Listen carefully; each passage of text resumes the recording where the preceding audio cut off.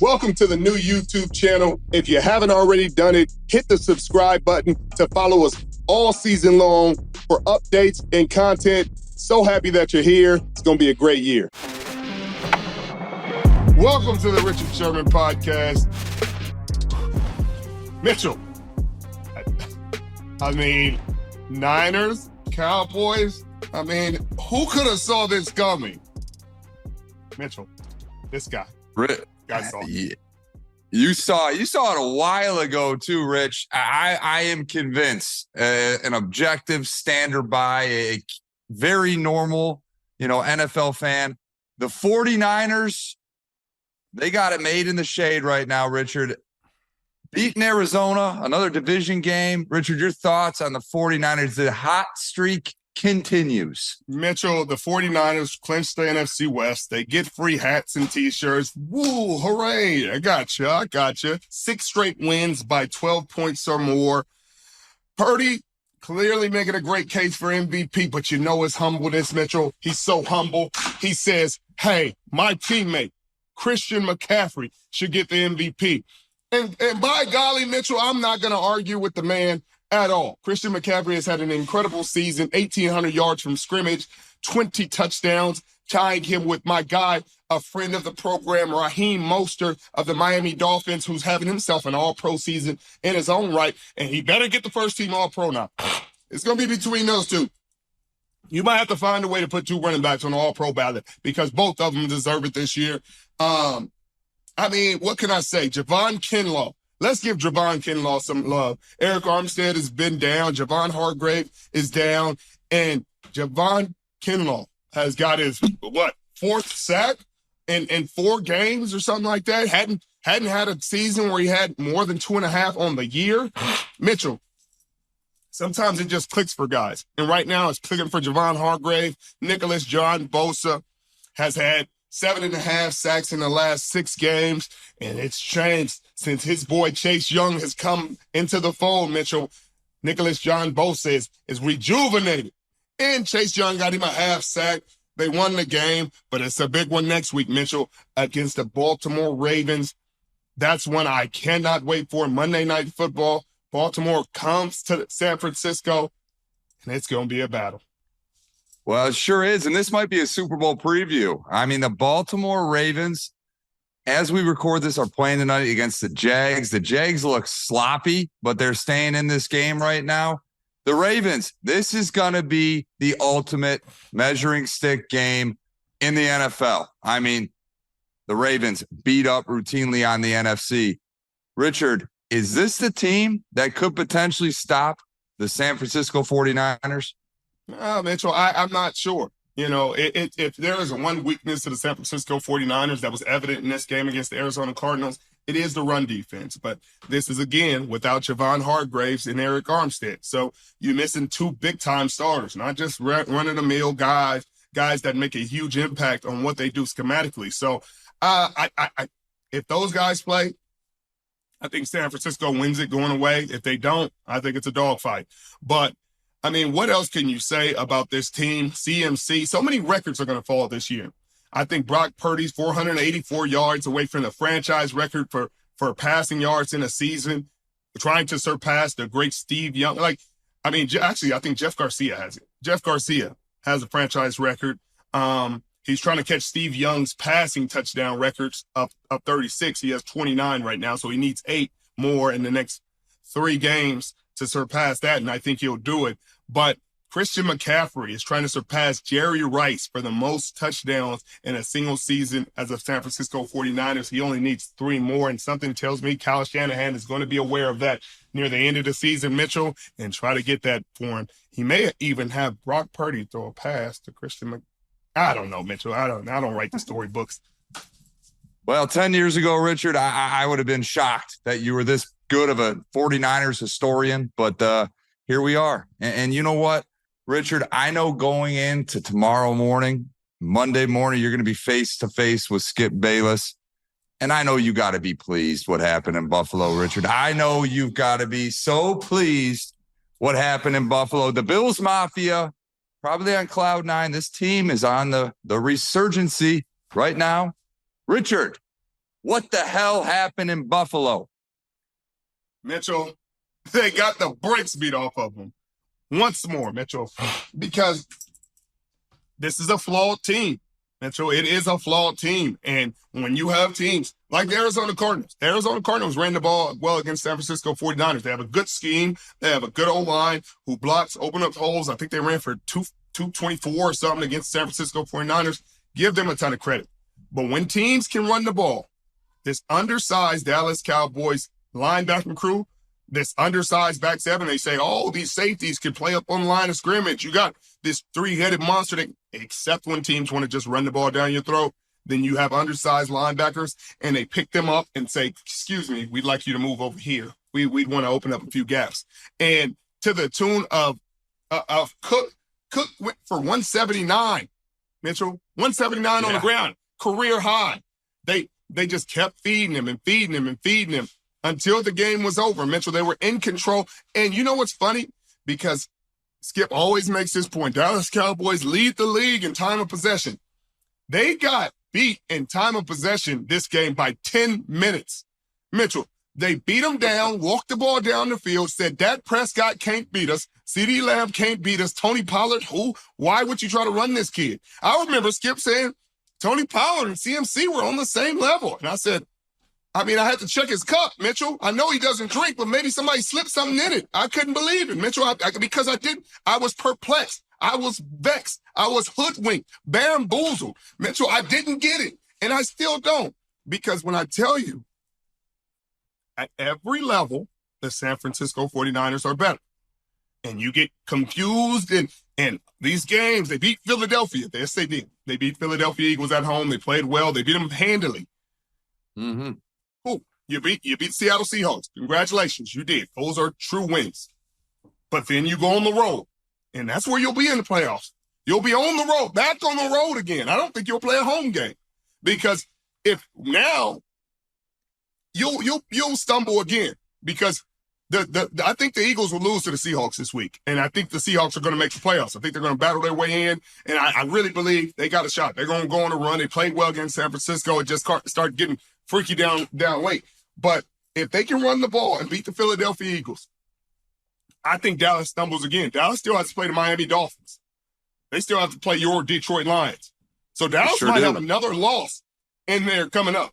So they'll go to the 5th seed, Mitchell. And you know what that means?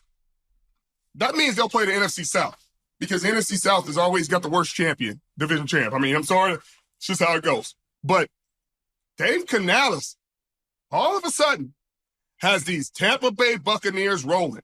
They ran into a hot Green Bay team that was rolling, that went Thanksgiving Day and put a beating on your Detroit Lions. I'm sorry to say that's what they did. You know, it was that moon, Mitchell. It was that moon. I told you about it. Tried to warn you. But they went and put a beating on them. But then the Bucs with Chris Godwin, who got a little bit of a public lashing from Todd Bowles, and he took it like a grown man, took it like a pro. Hey, he gets to say what he said. He's the head coach. I don't take it personal. I just go out there and go to work. Well, he had 10 catches for 155 today. Had a great game. Mike Evans is starting to come into his own. Baker Mayfield throws for 300. Mitchell, if they get hot and this defense starts to get hot and get rolling, that can be a dogfight of a game for the Dallas Cowboys. It can go from the cakewalk that they usually have in the wild card, because they always get the last place division, sometimes an under 500 team, and they go in there and they have their way. But be careful with them Tampa Bay Buccaneers. It may go different.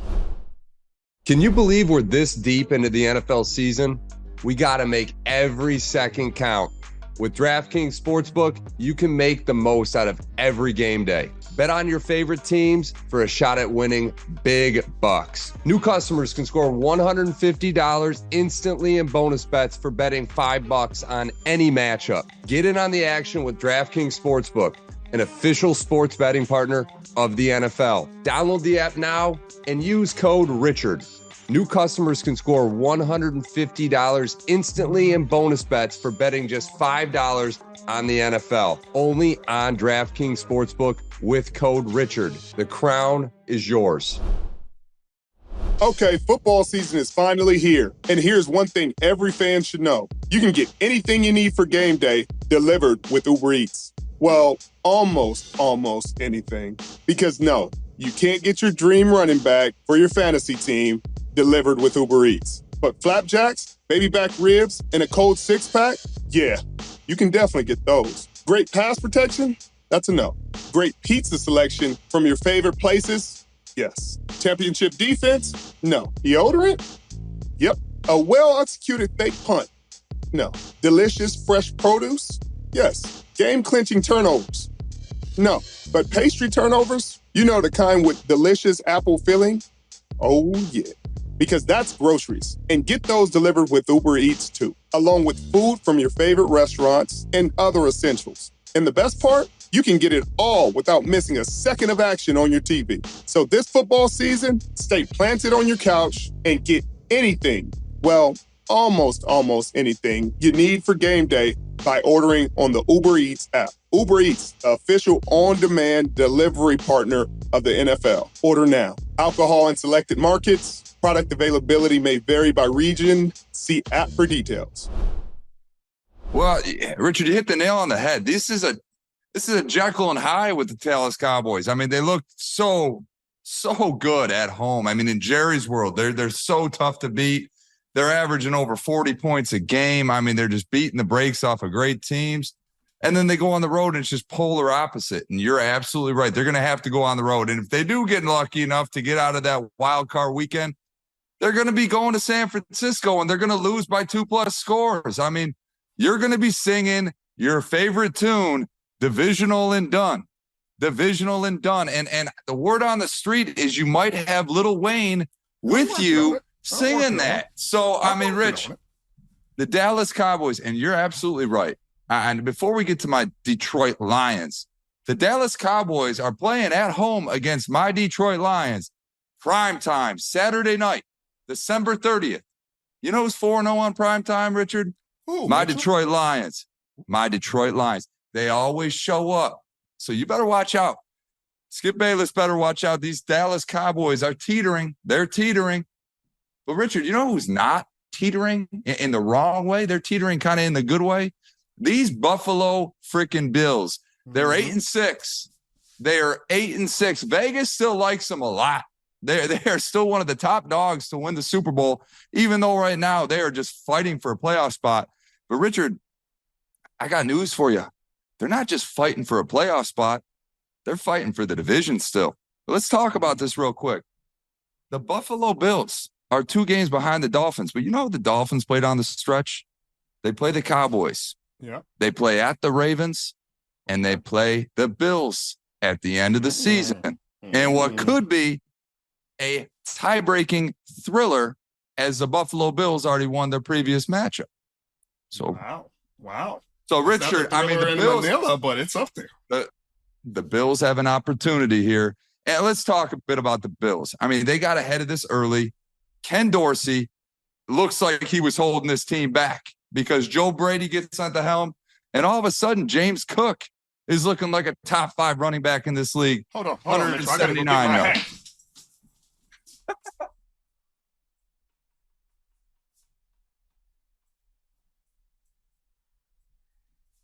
I got a feeling we got a true cowboy hat coming on here. What do we got? I got a hat for the occasion, Mitchell, because it's all they had to do, Mitchell.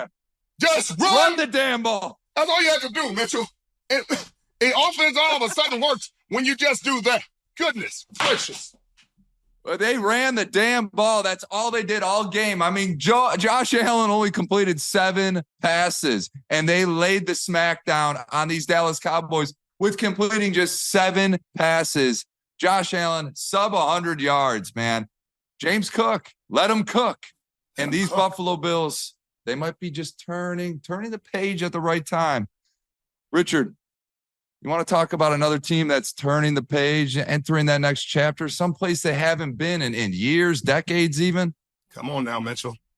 The team out of Detroit, my Detroit Lions. They've been trying to restore this roar since the early 60s, and I think we might have just done it. I think they might have just done it. They struck gold down in Iowa, Richard, in the draft. Sam Laporta, stud, 3 tutties this past week. Richard, I got to know, what are your thoughts on my Detroit Lions? Mitchell, I like them. I like them, Mitchell. I do. I like your Detroit Lions. I just hope for their sakes they just avoid the San Francisco. Just avoid them. Just don't deal with them. Make it to the NFC Championship, perhaps. Please. But just avoid them if you can. I don't want to see that in the second round. I just don't. But, Mitchell, Sam Laporta looks to not only be having a Pro Bowl season, but potentially an all-pro season in his rookie year, breaking all these rookie records. I mean, you still got George Kittle, so George Kittle has a great chance. Travis Kelce's always in the mix for that. You know, these are the household names, so they're going to be first on the ballot when somebody's thinking about the tight end position. Your boy Hutchinson out there in Hawkinson out there in Minnesota is also having a good year. But for this guy to be a rookie, have 3+ touchdowns in one game, Mitchell, there are some tight ends without one touchdown. I mean, Kyle Pitts was supposed to, never mind. I mean, we're not going to go there. But he's the first rookie tight end with 70 receptions, 700 yards, and 9 touchdowns in a season. Mitchell, great call.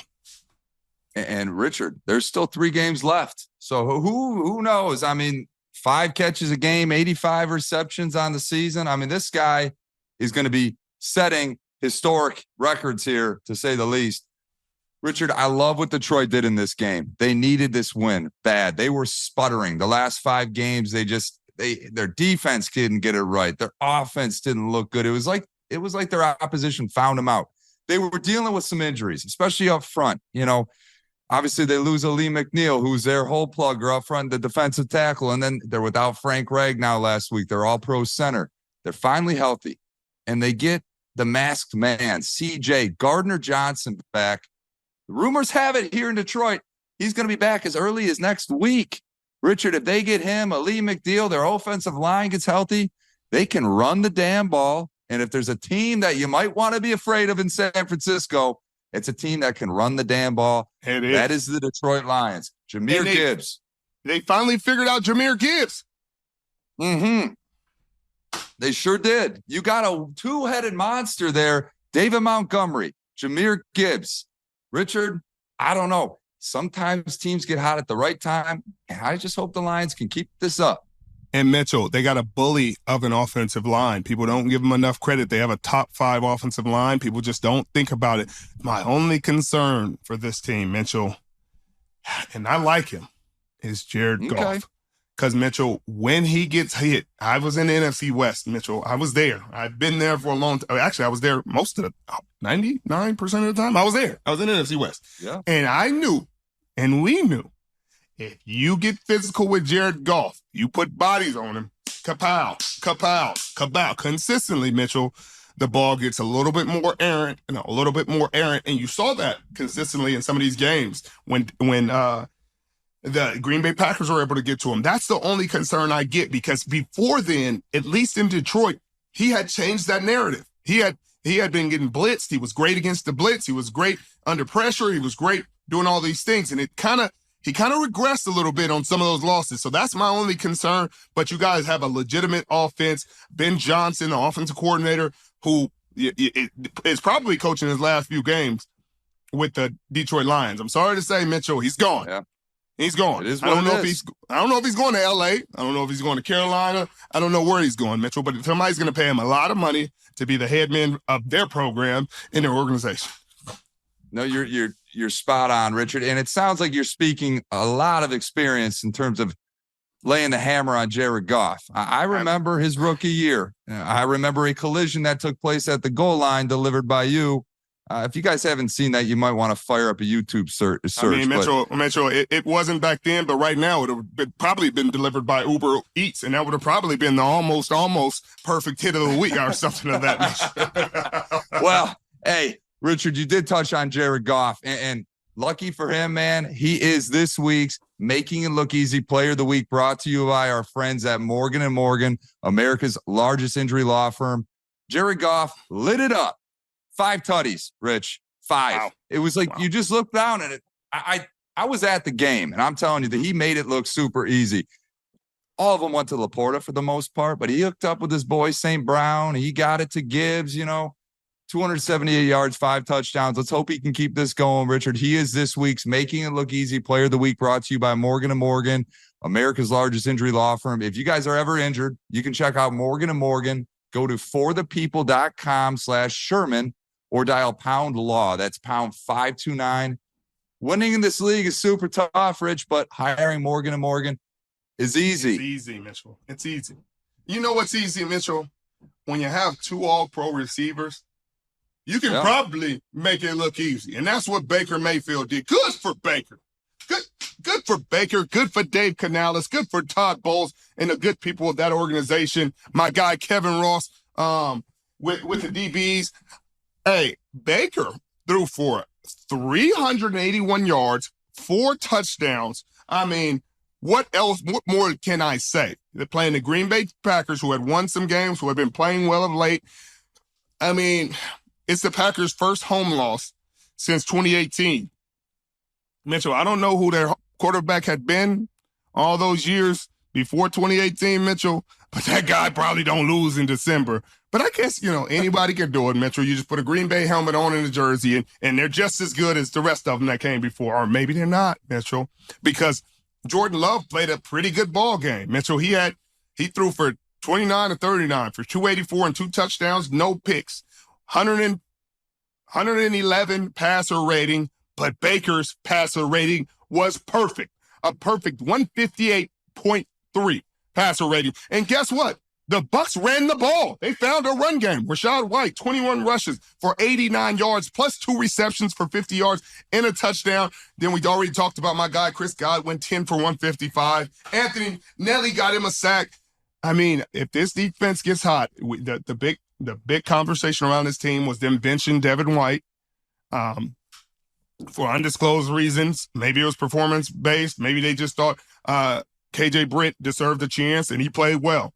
But instead of playing and rotating with KJ Britt, Devin White just said, hey, I'm not doing it. I'm hurt. Sit me down. That's the speculation. It's not confirmed. I'm not here to confirm or deny, but the man was a healthy scratch in this ball game. So back to the Green Bay Packers, your division rivals, Mitchell. They were trending this way for a second. It looked like, hey, maybe they may make it a dogfight for this division.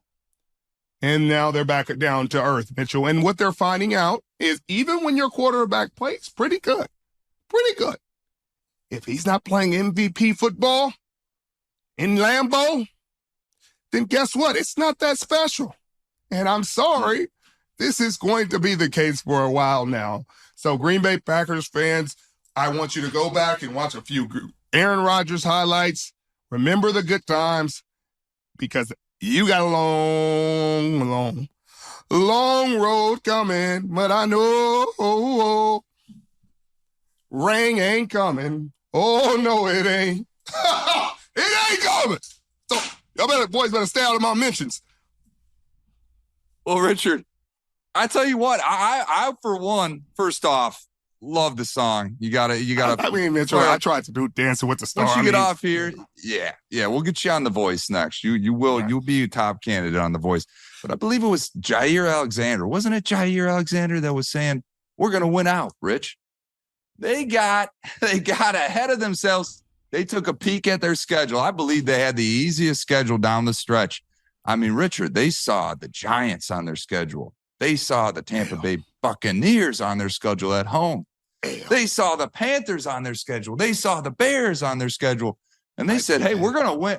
They're going to win out. This is eerily reminiscent to the Titanic, man. You remember watching the movie The Titanic when the guys are screwing around on top on the watchtower and don't see the glacier right in front of them? Right. Jair Alexander got to looking at the coastline and said, man, it looks beautiful over there. He forgot that glacier right in front of him. And now they're a sinking ship, Richard. You hate to see it. Mitchell. You hate to see it if you're a Packer fan. You hate but to you see love it. to see it if you're everybody else. If you're everybody else in the North, Mitchell, the king of the North is gone. And now the division is open for everyone. And so, Mitchell, I when Aaron Rodgers says relax, hey, relax. I got it. We're about to make a run. It just hits a totally different. Nobody in Green Bay can say relax right now and somebody believe it because they're not the 4-time MVP. And even then, people weren't believing it. But that's a story for a different day, Mitchell. Has there ever been a time you've been injured in an accident and not only were you in physical pain, but there were stress, headaches, and problems that followed? Do you wish you had hired an attorney? If you're ever injured, you can check out Morgan & Morgan.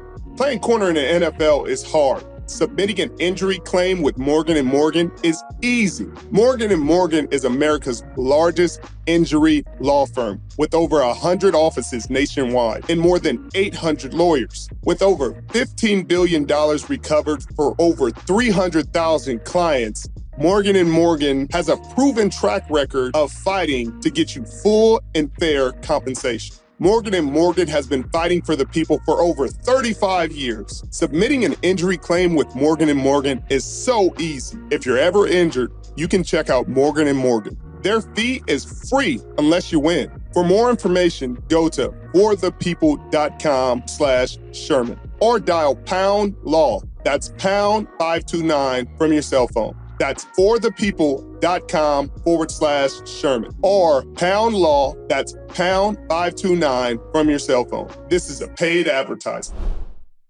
The story I want to talk about is my guy, Flacco.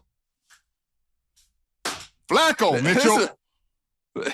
There's a resurgence, man. I mean, Richard, he played the last 5 years of his career as just a total game manager. And then he comes out this week, throws for 212 in the freaking fourth quarter, leads the Cleveland Browns 10 points down in the fourth, back to a huge victory.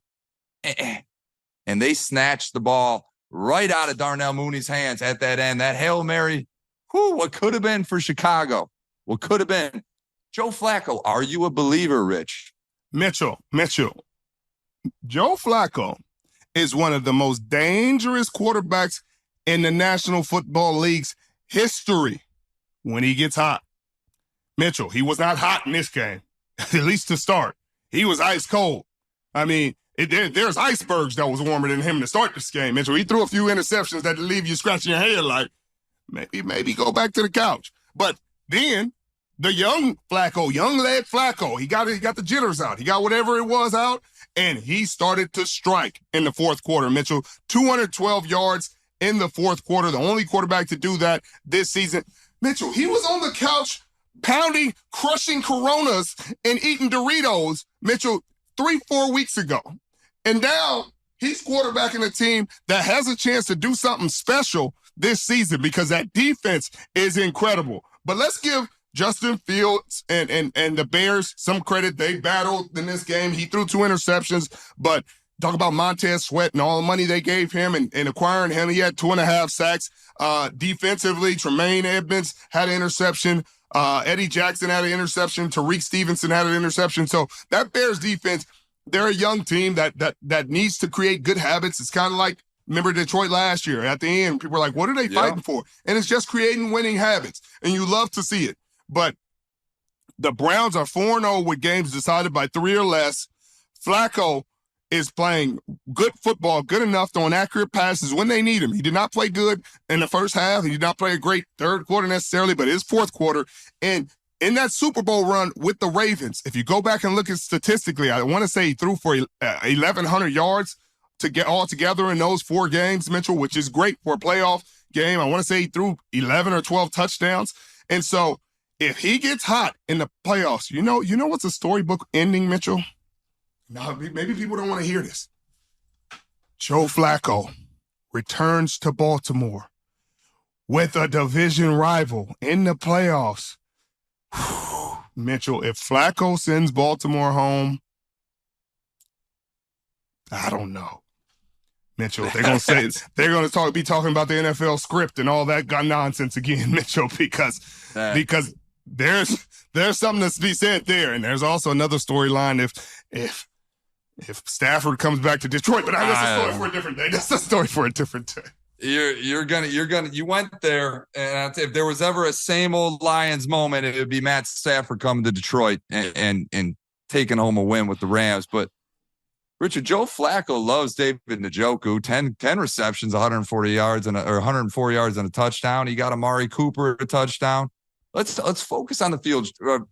Let's focus on the Bears. Just a quick touch here because they're going to have a huge opportunity this offseason. Like you said, they kind of look a little bit like the Lions did last year. They're playing super competitive, passionate football. Montez Sweat has been a great addition for them at the trade deadline, 2.5 sacks today. Richard, in all likelihood, the Bears are going to have the top pick in this draft. They're probably going to have another top 7 pick of their own. What are you going to do? I mean, are you taking a quarterback at 1, or are you trading that pick and putting your faith in this Justin Fields? Mitchell, if you keep the same head coach, you cannot draft a quarterback. You can't. You can't because it's not going to be any different than Justin Fields is dealing with. Sure, he's supposed to be more talented. He's going to have growing pains. He's going to be behind the same offensive line with the lack of weapons and everything else. If you get another head coach and you fire this head coach, then maybe you get the quarterback. Maybe you trade the next pick for more picks and try to build, kind of a solid roster of young guys through the draft. Cool. Okay, I can hear that theory. But if you keep the same head coach, I think if you give Justin Fields a better offensive coordinator, which is there are some out there, some great minds out there, you got to go find them. You give him a better coordinator. You give him a better offensive line. Maybe invest in it some, pay some money, get him some offensive linemen. Then go draft Marvin Harrison Jr., then go draft a great tackle, then you may be cooking with grease. You've got some solid pieces on the defensive side. We already talked about Jalen Johnson, Tremaine Edmonds, Eddie Jackson, Montez Sweat with his 2.5 sacks. There are pieces there that can get going if they were in this situation where they were competitive offensively. They also have running backs that could get it done, but you have to get the offensive line in place. And some playmakers on the edge. If you got DJ Moore, you feel good about that. You get Marvin Harrison Jr., Mitchell, I think that will totally change what you got with Justin Fields. But that's just me. I like it. And you know what, Rich? There's a name in consideration that's swirling around the Metro Detroit area as a candidate for the Chicago Bears job. Your good friend, Jim Harbaugh. So, Richard, there could be hope on their horizon in Chicago. James Joseph Harbaugh is not leaving the Michigan Wolverines. He's never had a better spot in his life where they appreciate him. They idolize him, Mitchell. Imagine going back to your alma mater, and if he finds a way to win the national championship there this year, Mitchell, I don't know if he'd ever have to leave. They could go 1-11 and just beat The Ohio State University, Mitchell, and he'd have an argument to still have a job. Because you've brought a national championship to Michigan, you can do no wrong. As a quarterback that came from Michigan, Mitchell, and you tell me you want to go to the Chicago Bears and risk it all? I mean, maybe. I'm with you. But as a Michigan State Spartan fan, kind of be nice to get him out of town, you know what I mean? That's fair. Richard, speaking of one of your good friends, we got to talk about him. I don't know what's going on. I don't know what's going to happen this offseason, but your boy Robert Saleh, the New York Jets, just get stamped with a 0 today. The Miami Dolphins, 30-0 without Tyreek Hill. Jets, abysmal. I mean, what is going to be the solve here in New York with the Jets, Jets, Rich? The solve is what it was last season, Mitchell, a healthy Aaron Rodgers. And I think that's what's tough. It's because can you properly, even evaluate Robert Saleh's job without the franchise quarterback you traded all this for? You literally traded, picked up his receivers, did what he asked you to do, and then your head coach doesn't have him at his disposal, and now you're like, hey, let's fire the head coach. I mean, how?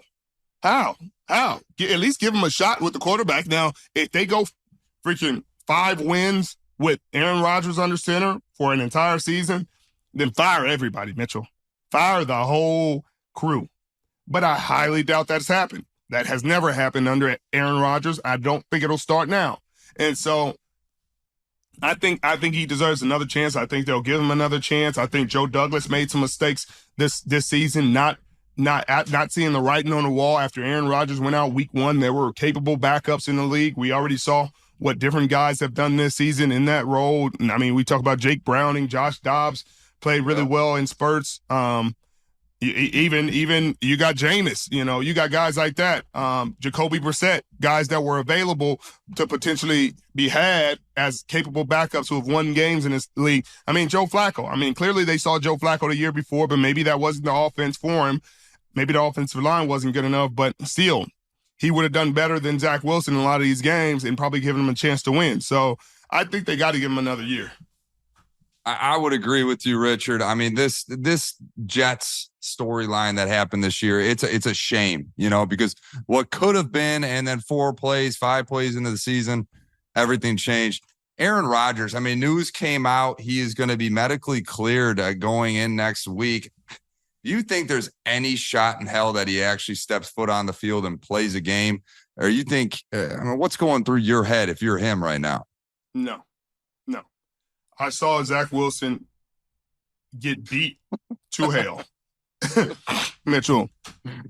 So Aaron Rodgers with a not healed Achilles tendon going back there and thinking, hey, I'm going to save the day. I do not see it happening because he would get beat to hell. But he would be in a much different situation because he can't even protect himself unless he's just dropping at every sign of a sack, which is with this offensive line, almost every play.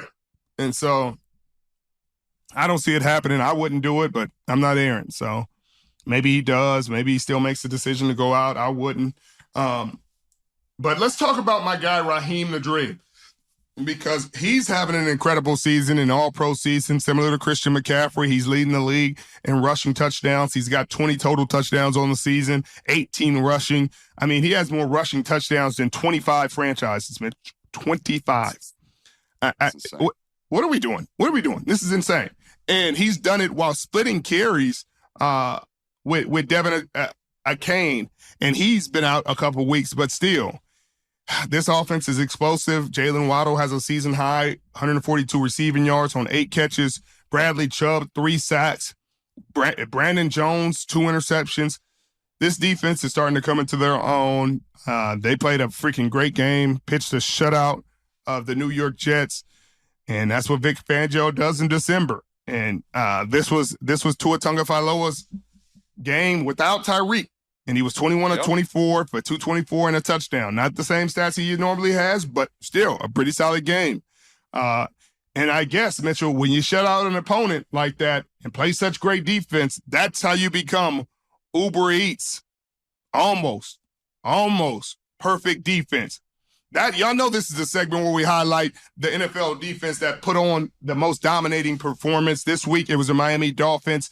They shut out the Jets, held them to 1.9 yards per play. Goodness gracious. Had 2 interceptions, 6 sacks. Miami also forced 2 more fumbles, held the Jets to 110 total yards. The Jets had only 4 yards in the first half, lowest of any team since 2015. Mitchell, I don't even know what you say during that performance. I mean, that was they did not look competent on offense with what Miami was doing to them defensively. They held them to negative 10 yards at one point in the game, negative 10 passing yards, which is a feat in itself. But I tell you what it tells me, Rich. We're gonna have to change the segment from the Uber Eats almost perfect defense to the Uber Eats perfect. Defense, because I don't know how you get much more perfect than that, Richard. This Miami Dolphins team represented us well this week with the Uber Eats almost perfect defense of the week. And remember, you can order almost anything you want on Uber Eats, the official on-demand delivery partner of the NFL. Go ahead and order now. Richard, it's go time for Miami. I mean, they got a big game against the Cowboys next week. We've talked about it all season long. They like to beat up on teams sub 500. Now's the time to shine. Can they sneak away from the Bills a little bit and grab a stranglehold of this division? Or the Cowboys, are you going to have an earful to hear from Skip Bayless? We shall see. Richard. Skip ain't got a lot to say right now. Skip. They took another beat. Well, that they did. We got to go to New England. We got to talk about the Chiefs a little bit here. Mahomes looks frustrated. Richard, what is your thought process when it comes to this Kansas City Chiefs team? They seem to have lost their luster a little bit. Rashee Rice is getting more involved in the passing game. It looks like Mahomes has a new favorite wide receiver target. But this Chiefs team just doesn't look like they did in the years past. Your thoughts on what's going on in Kansas City? Yeah, in years past, you always look at different moments of the game and said, man, they're going to turn it on and they're going to pull away in this game. And they did during this game, but this is the New England Patriots. This offense has been pedestrian, to say the least. That's putting it kindly. I mean, at times they've looked like throw up in a cup, especially in the games against like the Chargers where they didn't score a point. But it's Bill Belichick's 163rd loss, third most all time, only two behind Jeff Fisher and Dan Reeves. They're talking about he may not come back next year to New England. I don't know if that's the right decision, but who am I? I'm just a humble servant. I don't call any shots in New England, and I just don't know what they're due. But this Chiefs team just does not seem like the championship team they have been. And as soon as we say that, Mitchell, they'll be right back in the AFC Championship, and they'll find a way to get to the Super Bowl. But it does not look like a championship team, and for the first time in a long time, it does not look like the AFC Championship will come through Arrowhead Stadium as the Arrowhead Invitation, as the Arrowhead Invitational has been 5 years running with their record. Unless something crazy happens, and crazier things have happened, maybe Baltimore stumbles. They have really tough games down the stretch. Maybe Miami stumbles, but right now it doesn't look like they'll be in control of their own destiny throughout, at least home field. It sure doesn't, and they gotta figure things out here quick, man. I mean, but until then, the Kansas City Chiefs have got to figure this out. I mean, this is not the team we're used to seeing. We're not used to seeing Mahomes frustrated like this. But we shall see. They play on Monday night. We got another Monday night thriller, division foe, the Raiders next week. Richard, before we leave this Week 15 recap, we got a big game tomorrow with huge implications up in Seattle, especially. If Seattle wants to keep their true playoff hopes alive, they're going to have to put a win in the W column this Monday night. Richard, your thoughts going in tomorrow night's game? Do they have a shot here? Oh, they definitely got a shot, Mitchell. They no question they have a shot, and they need it. They played a bit of inspired football, at least for the first half of last week. You saw, even with Drew Lock at the helm, they were competitive in that game. He threw a dime to DK Metcalf earlier in the game. And then, everything comes back to reality. It's just, San Francisco 49ers are a really tough ball club, and it's going to be a tough win to get. But this Philadelphia Eagles team has been reeling. They're without their best corner in Darius Slay. They're starting Keely Ringo, a good friend of the program, a kid that's from Seattle, going back to play in his home state in front of the family and fans. But it is his first start as a pro. We'll see how that goes. This defense hasn't been playing as well as of late. They're coming off of a big loss in which Dallas kind of exposed them. I'm sure Seattle's watched that tape and see some things where they can take advantage potentially. Hopefully Geno Smith is back this week. I haven't seen I think they're going to make a game day decision. I haven't seen everything from that, but I will be at this game, Mitchell. I'm going to see this one in person because I think the Philadelphia Eagles are very vulnerable. They're taking a cross-country trip, playing in a hostile environment. If Seattle can have any game, they got to have this one. And if they get this one, the playoff chances increase substantially, especially with the Minnesota Vikings. Tough schedule down the stretch. Green Bay taking this loss helps them. And so, I think they can win it and give themselves a chance at the playoffs. And that'd be a tough game too. Them going back to Detroit to play the Detroit Lions, Mitchell. I don't want to see that. I don't know. The Seahawks have had the Detroit Lions number over the last 2 years. They've also had the Eagles number over the last few years. So I'm kind of with you, Rich. I like the Seahawks here. They're in do or die mode, and I like their chances. Richard, it's been a hell of a week as always. I will let you sign us off as we conclude this week's 15 recap. Well, if you like what you see and you like what you hear, we've been here all year. Keeping it clear, no fear. I'm not a rapper, but I like to rhyme. I appreciate you sticking with us all this entire time, hearing us out. Hit the sub button if you're new. Everybody else, we'll see you next time. We'll have a guest on Tuesday. Can't wait. Stay tuned.